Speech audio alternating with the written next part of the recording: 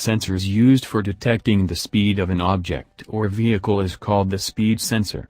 There are different types of sensors to detect the speed, such as wheel speed sensors, speedometers, LiDAR, ground speed radar, pitometer logs, Doppler radar, airspeed indicators, pitted tubes, and so on.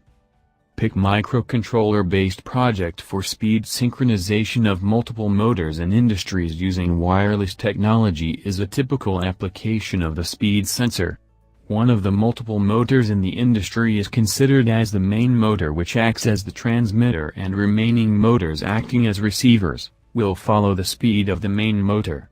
The main motor and receiver motors used in this project are BLDC motors that are controlled using PWM control with the radio frequency wireless communication mode.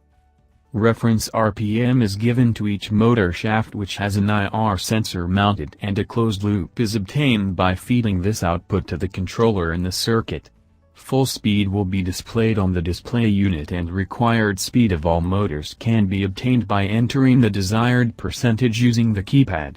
This entered percentage is matched with running RPM by maintaining appropriate DC power to the motor with automatic adjustment of pulse width output of microcontroller.